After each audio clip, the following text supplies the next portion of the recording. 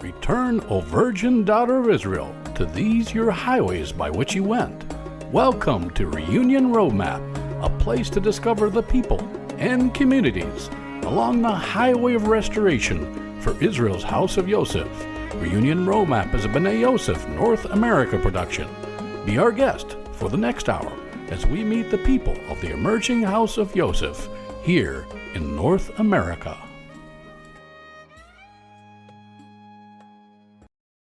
Shalom, this is Stephania Pappas with B'nai Yosef North America, and with me is Al McCarn, our Executive Director, and we're going to part 5 in our final interview with Bob Odell. Isn't that right, Al? That's right. Bob and I will wrap up our conversation on the Echoes Bible. You can visit the website at echoesbible.com. We've been going through the echoes from the book of Leviticus that are in Paul's epistle to the Romans. We're finishing up with Romans 11:25 to 36, paired with Leviticus 22:10 through 16. And one of those interesting things where we jump in is something I never considered connected with Yeshua or with salvation, and that is the priesthood and the family of the priest, and who in a priest's family is allowed to partake of the holy things, and why. And why does that matter? What is the connection between that in Leviticus, those aspects of the Torah, and what Paul is saying about Israel's centrality in the gospel of the kingdom? Well, it's rather fascinating what Bob and the team has uncovered. And as you'll hear, it does have some direct bearing on what we as Ephraimites proclaim about our identity in Messiah. Not that we are replacing Judah at all, by no means, because if they are not Israel, then we certainly aren't. But if they are, then there's someone for us to be grafted onto and a family for us to be adopted into. So that's our introduction. Let's go on back to Austin, Texas, and finish our conversation with Bob Odell.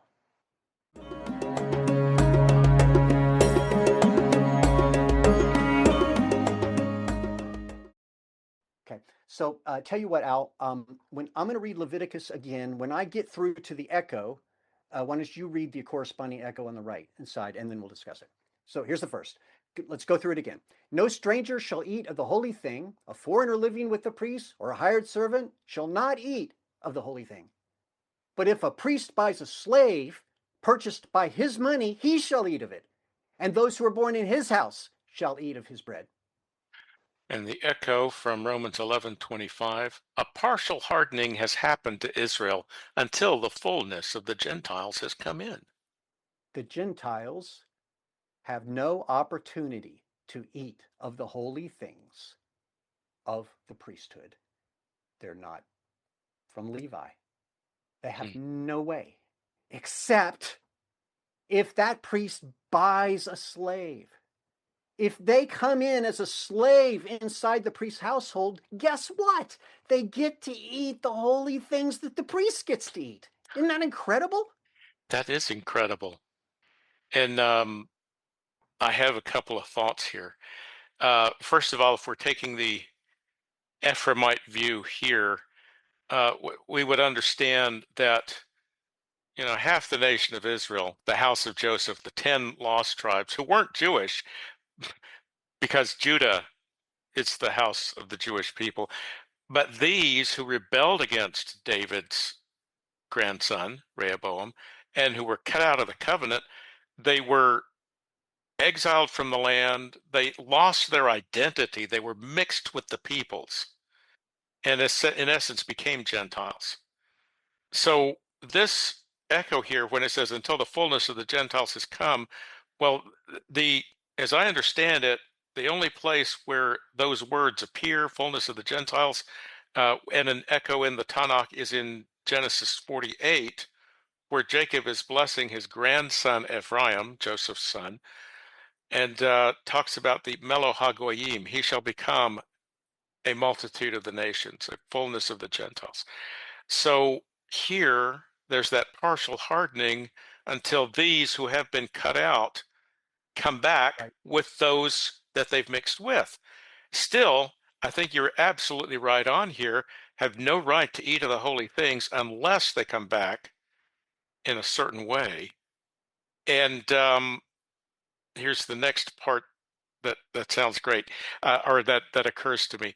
That parable of the prodigal son, um, I'm understanding that as looking at the two brothers, Judah and Joseph, or Judah and Ephraim, and that younger brother who demanded his inheritance and squandered it all. Well, that's that lost house of Israel that's coming back. Oh, by the way, again, mixed with the nations. So we're all Gentiles now. Doesn't matter if we could ever trace a pedigree, what that would be. But we're supposed to come back like that younger brother, um, penitent, humbled, willing to be a servant in our Father's house, not to be called the son again, because we've already squandered the inheritance. Now we are coming to serve, and that even means serving our older brother. Who's the older brother? Our Jewish brothers and sisters, the house of Judah, as we would say at Bina. So God has made a way when there was no way. We can be brought back in, or brought in for the first time, however Yes. you want to cut Yes. it. It still applies. And if the priest can buy a slave from the ends of the earth that has no pedigree of any kind, then how much more can he bring in, his brethren? So that's the ticket. Paul is thinking about us being grafted in. We're part of that larger expression of Israel. And then Leviticus, shall I continue? Please do. Okay, so we have the slave connecting to the Gentile. Okay, what about the Israel? So it says if the priest's daughter is married to an outsider, she shall not eat of the heave offering of the holy things. And that connects with verse 28 in Romans 11, concerning the good news, they are enemies for your sake. And in this case, who's the they? Well, I think you are right on. We could be talking about the ones who have, as Paul said in Romans 9 at the beginning, the priesthood, the covenants, the fathers, the temple service, them, yeah. those who are able to partake of the holy things. But somehow they've been made enemies for our sake, us who are outside of the covenant. Wow. But then read the next echo on the Roman side, and I'll read the Leviticus. All right. But concerning the election, they are beloved. Oh, the Jews are beloved for the Father's sake. For the gifts and the calling of God are irrevocable. So isn't it interesting? They're beloved for the Father's sake. Yeah. But we're talking about a priest on the left in Leviticus, but wait, that verse 13 goes, but if a priest's daughter is a widow or divorced and has no child and has returned to her father's house, as in her youth, she may eat of her father's bread. So Paul sees that and say, yeah, we're talking about a daughter, and she's gone out and married, outside, and she's not eating the holy things in that time. But the gifts and callings are revocable. She can return. She can come back. She is her father's daughter. And so there it is right there. The daughter can return to the household and eat of the holy things in a multitude of different conditions. And of course, she's widowed. Christ, as we know, steps in and takes, hits his death. He dies so that there's no longer any, relationship, and so she's free, to come back at that point. She's a widow essentially, because of his death. So that's the main concept of Jew and Gentile, and then there's a couple things more, but I'll let you weigh in. I don't know if I have anything to, well, I'm considering, again, you've just alluded to it from Romans 7, where Paul talks about the laws of marriage and divorce. And the woman who is divorced and then marries someone else, Paul says, well, according to the Torah, she's committed adultery. But if her first husband has died, well, no, because that previous oath, that covenant, that's gone and done. It's buried with him. So she's free to marry someone else. Right. Hence, that marriage analogy of God married Israel at Sinai. And that carries over to now the church. We call ourselves the bride of Christ. Well, rightly so, because we're brought back into that same marriage covenant by our bridegroom, who had to die to fulfill the curse of the law, the sentence of the law, and open the way for us to come back in. And by the way, that works with both houses of Israel, because as you were saying in the previous section we were talking about for Romans 10, God is the one who guarantees the covenant, even for these Jewish people who clearly they are still part of it. As I'm seeing these scriptures, and as I'm walking out and seeing in my Jewish brothers and sisters as I get to know them. So in verse Romans 11:30, he's about to get, a more start to use the term mercy twice. For as you in times past were disobedient to God, but now have obtained mercy by their disobedience. Even so, these also, okay. For you in the times past were disobedient. He's speaking to Gentiles, Jews, everyone, right? But on the left in Leviticus, it's not talking about the priest's daughter anymore. It's shifted, and it's talking about a man generically. A man. If a man eats something holy unwittingly, in other words, he's not been sanctified to do so, but he eats something holy unwittingly, is he going to be killed? No. There's something you can do. He shall add the fifth part of its value back to it and give the holy thing to the priest. There's a way back. So he's disobedient, but there's a way back. And so what does Paul say in verse 30? Read verse 30 again for us. Whereas you in time past were disobedient to God, but now have obtained mercy by their disobedience. Even so, yeah. So Paul isn't just talking about Jews now. He's talking about everybody. Because he's about to say we're all going to be in the same boat. Which has been a consistent theme since the first chapter of Romans and certainly chapter 1. But yes, as we all of us have been disobedient, even so, these also have now been disobedient, that by the mercy shown to you, they also may obtain mercy. Yes. Ooh. Yes. And it's over here. There's a serious offense on in Leviticus for priests that should not profane the holy things of the children of Israel. There's a serious offense, and so to cause them to bear the iniquity that brings guilt when they eat the holy things. So yeah, the God wasn't intending, his first hope was that they would not do that, but he's leveraging it now. He's leveraging their disobedience for our sake, but then can he not bring them back?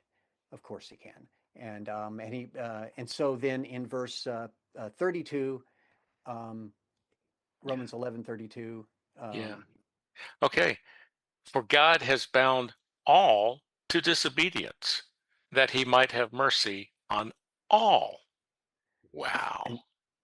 And this echoes the last statement in this section. For I am Yahweh who sanctifies them. Not just the priest, not just the slave, not just the daughter, not just the man, them. I am Yahweh who sanctifies them. It is a work of God full and through in Leviticus and in Romans. It is one work. It's a whole lot bigger than the question of, let's see, is it free will or predestination? And like growing up Southern Baptist in a Presbyterian high school, that was the big argument. Now that debate, this just takes out into the wider context, which is God's going to have his holy people. God's going to come through on his covenant. He will redeem the entire earth. and he chose Abraham to start the process. And that's why we are all brought in as sons and daughters of Abraham through Messiah Yeshua, Yes. who's the instrument of his grace and mercy, because he will have mercy and grace on all. It says right there, I say, on all. Wow. We used to have a subtitle for our books, you know, the Echoes Bible, Leviticus and Romans. Read the Bible again for the first time. We've changed that because that's not going to last long term because people will get used to this. So we've said, you know, book beyond words. But I was just thinking for this particular conversation, we could say the Echoes Bible, Leviticus and Romans. Make Leviticus fun again. If it Actually, was it ever never fun. was fun. So but it's just amazing. Leviticus is full of life. It's full of Yeshua, and Paul just dove in every section. He's got something to say.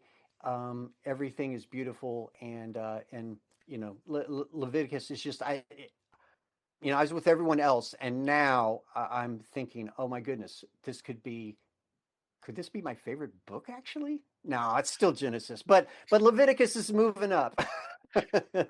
Absolutely. Yeah. I'm not even having gone through it like you have in parallel here. Um, I was just thinking this year as we started reading through Leviticus and the Torah cycle, it's not tedious anymore. I understand what I'm going to get through in each portion. I'm beginning to understand and appreciate it more. And this very section, the heart of the Torah from Leviticus 17 to 19, in my Bible this year, I highlighted every time that it says, "For I am Yahweh your God," or "I am the Lord your God who brought you out of Egypt," or something like that. It's more there in these chapters than anywhere else in the Torah. I think that's because we're supposed to remember that this is his work and he is the center of everything. Amen. Yeah. Well, Bob, tell us again how to get our own version, our own Echoes Bible. So there, right now, the individual volumes, go to echoesbible.com and look down there for the link to the individual volumes. And we should have five of them, five volumes ready by turning over the Torah in fall. So we'll, Genesis, Matthew, and you should be able to read them along. And I think it would be a wonderful experience um, for your friends to read through the Bible in a year using the Echoes Bible. We'll eventually get out a one larger volume that puts all five together. Right now, it's five individual volumes. The pricing is $7.99. A couple of the larger ones are $9.99. But and then eventually we'll have something that combines them, and it's a little bit less. But um, we'd love your feedback also. Remember the, uh, the the sections we believe are inspired by God. The commentary is really open to interpretation, and I, I think there's plenty of opportunity to have a Bina style commentary across the Echoes Bible, and see how the larger concept of Israel and you know the house of Joseph applies across these Genesis, Matthew. You know, there's 16 different sectional pairings, if I remember right, that where Yeshua is mirroring Joseph as as a Joseph like messianic figure. 16 different sectional pairings within Genesis, Matthew. And so there's a lot of beautiful, you know, a lot of beautiful things there to uncover.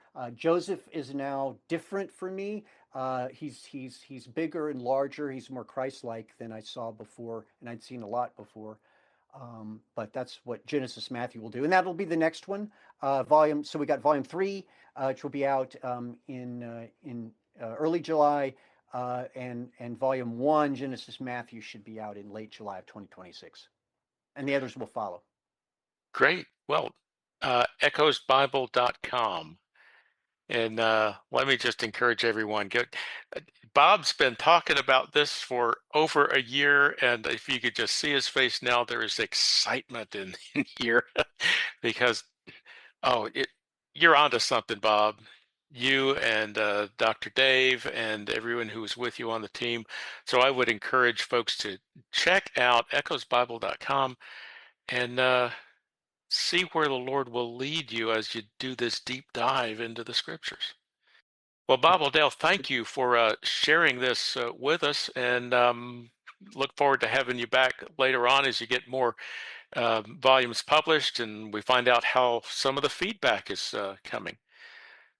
So thank you so much, Al. Really appreciate the chance to be with you, and thanks for reading and elucidating the verses. It's always a learning experience when we share the word together. It is. That works both ways. Well, thank you, Bob. Thank you.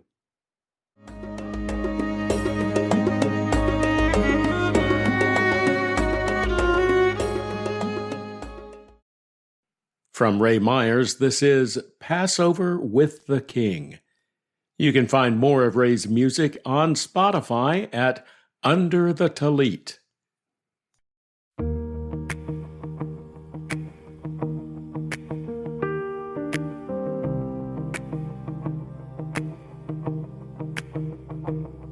One day in the month of Aviv came a time remembered well, when the firstborn son from the lion's tribe came to battle with the sons of Belial. One day in the month of Aviv, when the men begin to sing, the time has come for us all to go to the temple of the King.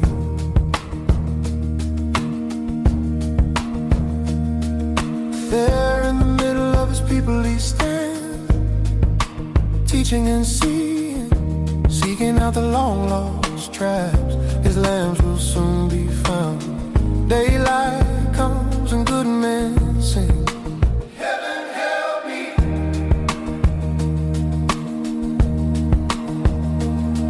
Silently down to the eastern gate, on a foal he rides upon, and the day has just begun.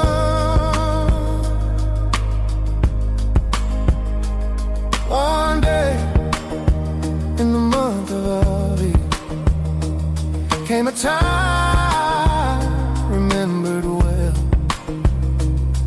when the strong young man, Mary's firstborn son, broke the tables of those who sell. Oh, one day in the month of Aviv, when Hosanna, what the people sing, it means the time has come for us all to go to the temple of the King.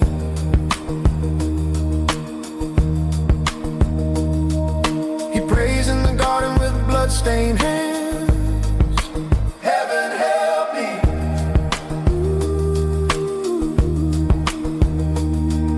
With just one kiss from the hanging man, he's gone to the temple of the King.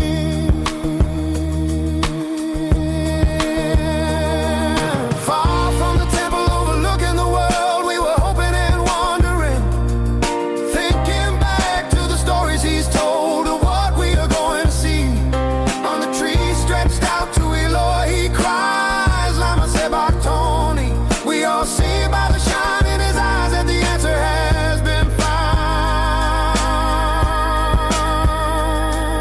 Back with his people now bought in blood, he's giving and feeling. 3 veils torn, now the new priesthood's all we know of the temple of the King, of the temple and the King, of the temple and the King.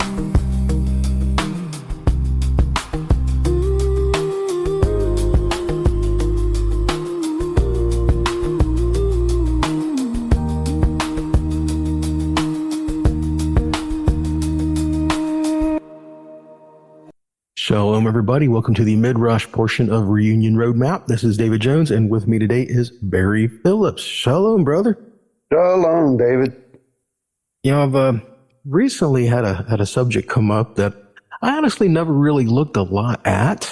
Never did a deep dive into it, and you know, the idea of in John chapter 6, when Yeshua said, "Unless someone eats his flesh, drinks his blood, he's not going to have life in him," and I always found this part interesting. In John chapter 6, verse 66, it says, "And many followed him the more."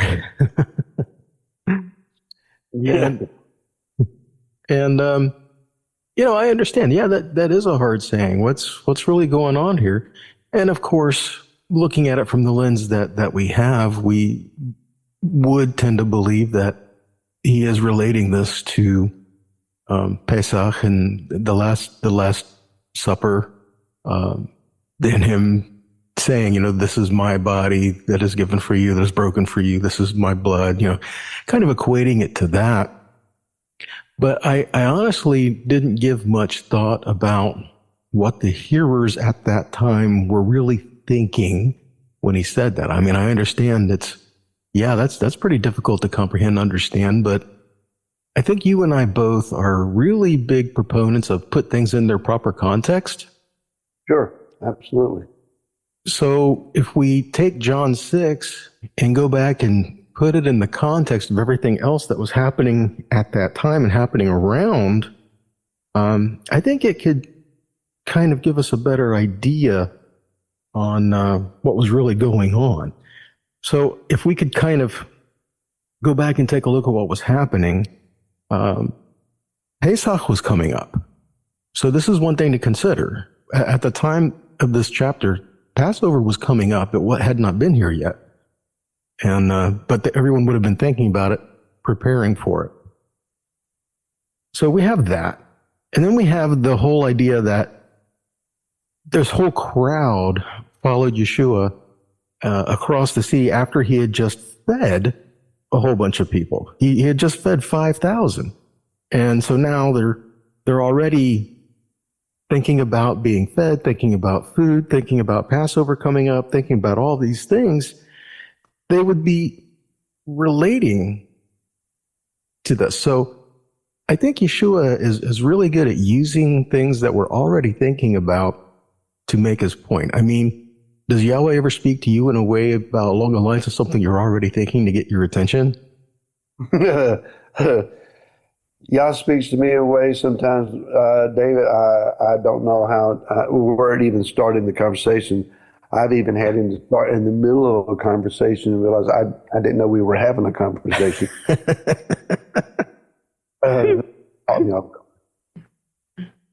Well, but before I kind of kick this over, one of the things I'm thinking is this.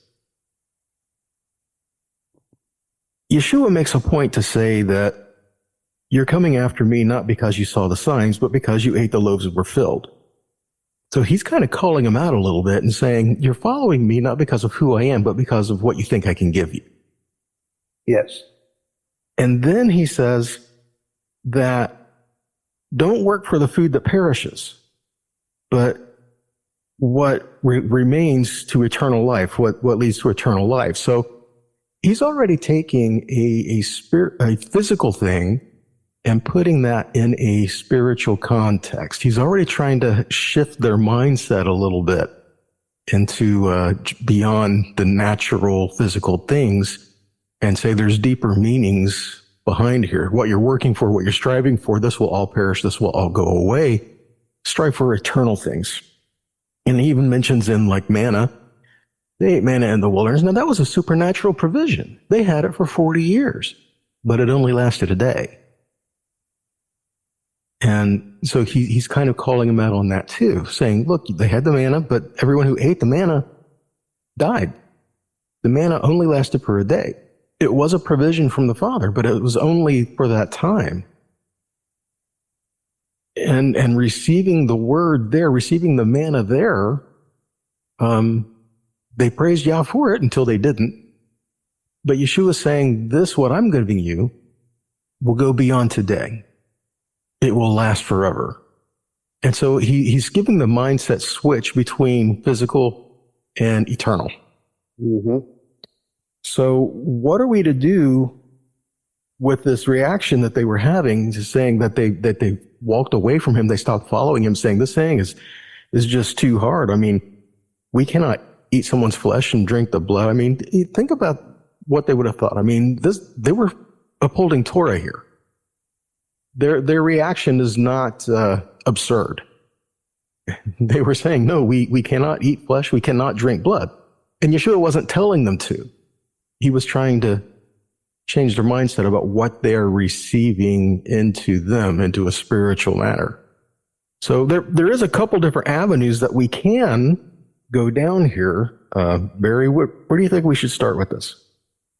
Well, I'm reminded at the beginning of this chapter, again, it's the feeding of the masses here. And there's a little segment there before it segues into a different portion. And that is that Yeshua recognized that they were coming to make him king by force.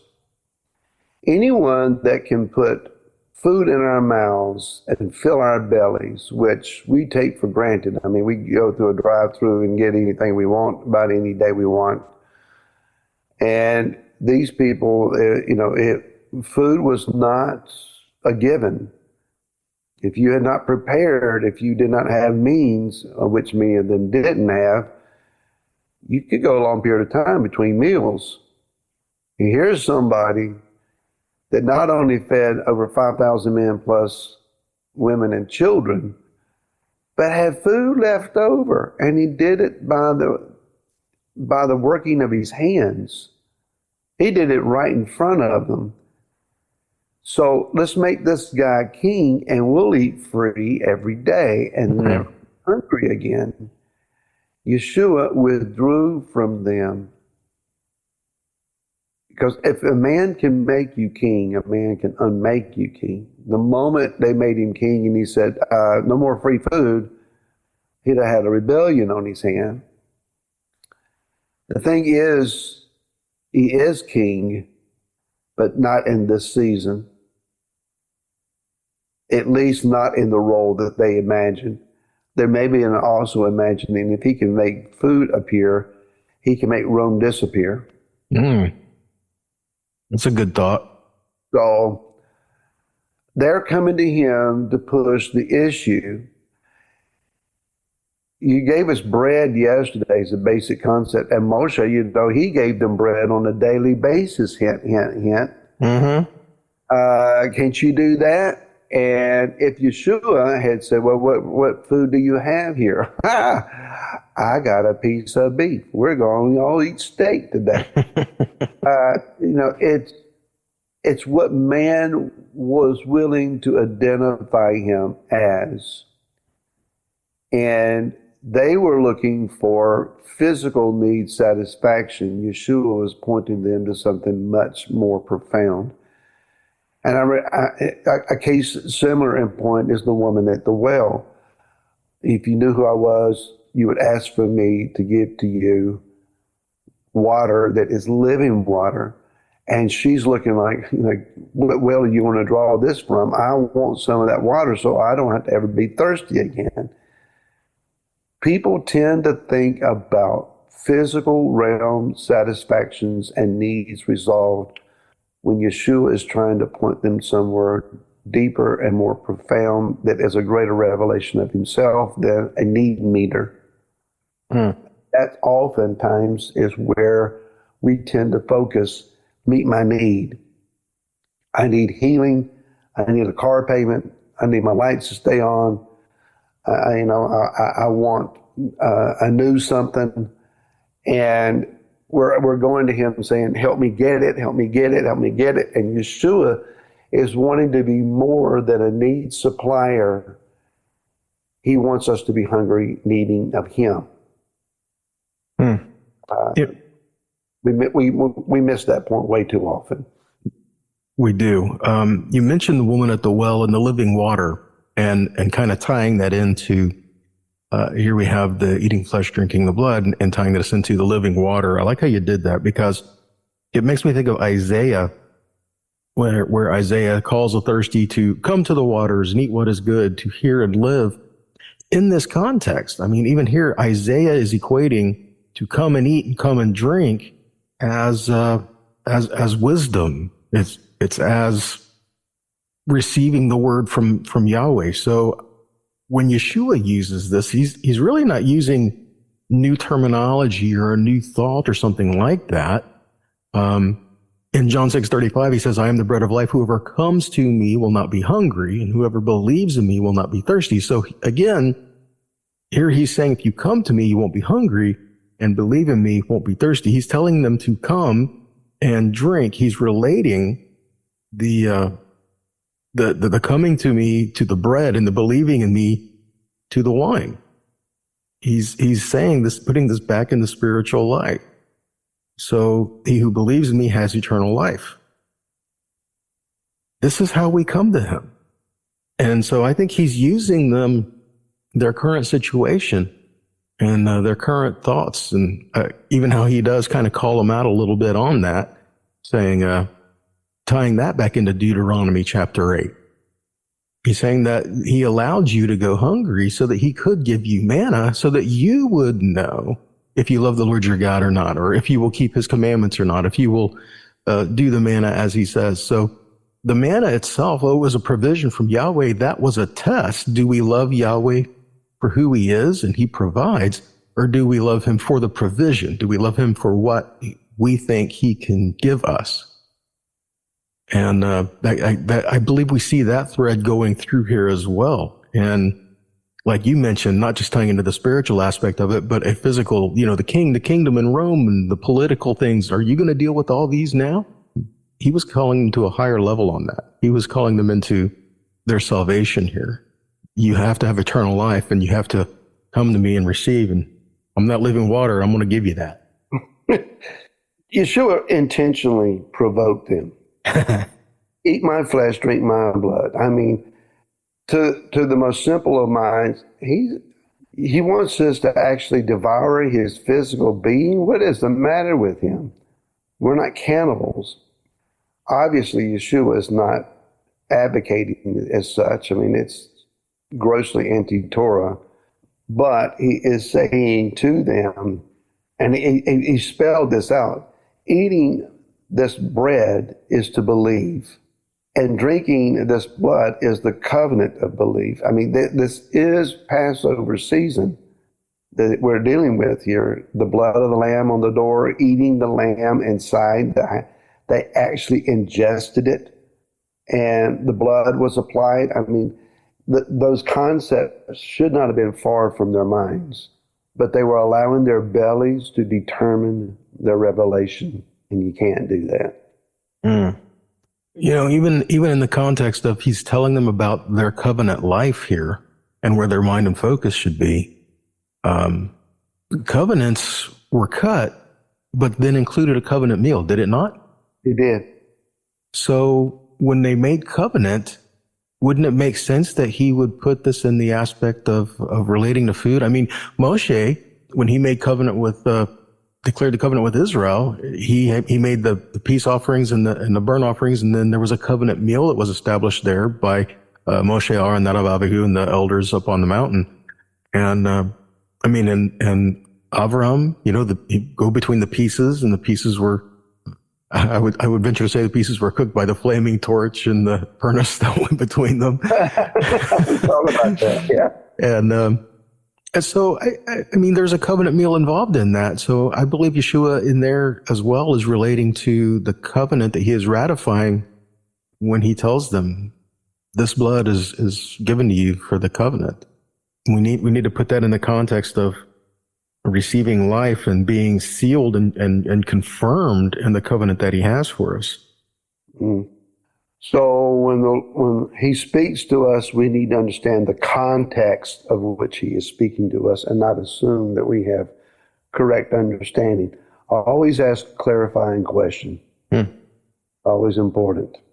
And it's time to clarify. We're out of time. Yeah, it is. Well, guys, we love your feedback, your questions, your comments, and you can reach us at Reunion Roadmap at B'nai Yosef, underthelite.com. Till next time, shalom, y'all. Boom.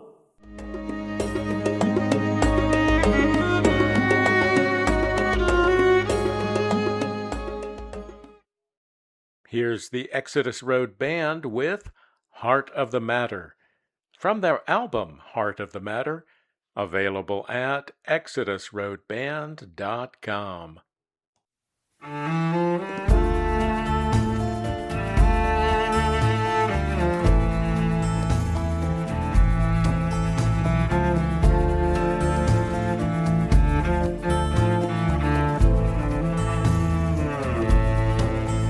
Can you see the times before you? Can't you feel it in the air? Has your heart been hardened in you? Do you really care? You say that you've been woken up, now you know his name. You have set his heart before you, so you claim. Did you hear the voice of the hungry or the widow's sigh? Did you hear the orphan cry? 'Cause no one's at his side. Did you lend a hand to the poor in their hour of need? Did you close your eyes to the homeless? 'Cause you just don't see.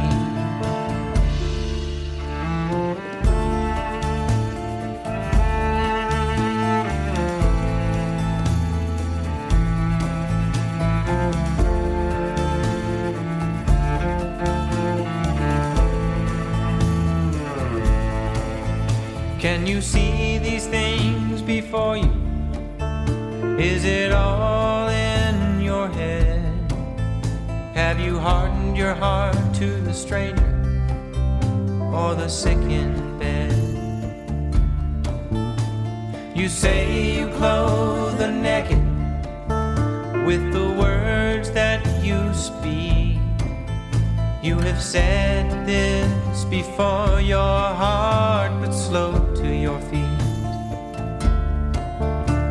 You've heard the voice of the hungry and the widow's sigh. You have heard the orphan cry with no one at his side. You've kept your hand from the poor in their hour of need. You've closed your eyes to the homeless, 'cause you just don't see. You discern the letter of the law, his name and calendar. But these are the weightier things, the heart of the matter. The righteous will say in that day, when did we see you in need? He will say to them then, these were all for me. You heard the voice of the hungry and the widow's sigh. You heard the orphan cry, you were at his side. You lent your hand to the poor in their hour of need. You opened your eyes to the homeless, 'cause you can see. He will say to them then, these were all for me. He will say to them then, these were all for me.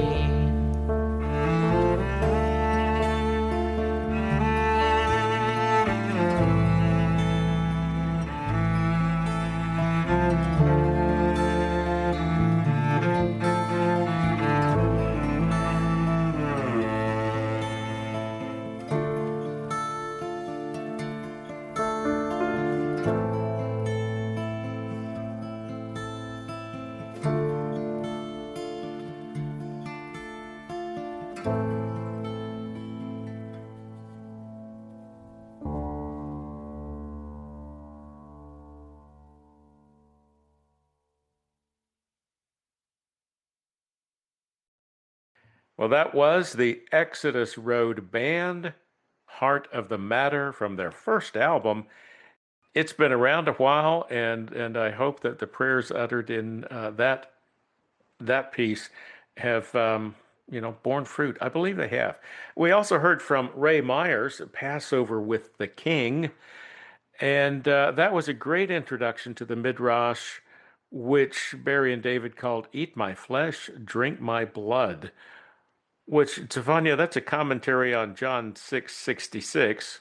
I've always thought that was an ominous reference for a verse, 666.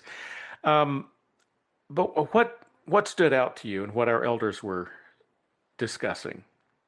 Well, I mean, this whole idea of, getting into what it all means about eating his flesh and drinking his blood is that, that he desires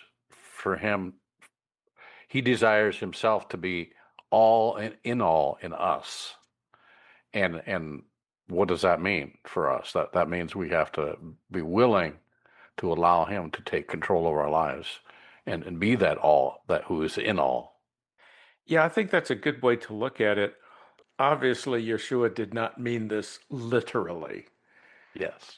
Right. So even though at least in Catholic history, there is this doctrine of transubstantiation where the host and the wine really does, in this doctrine, become the body and blood of Christ.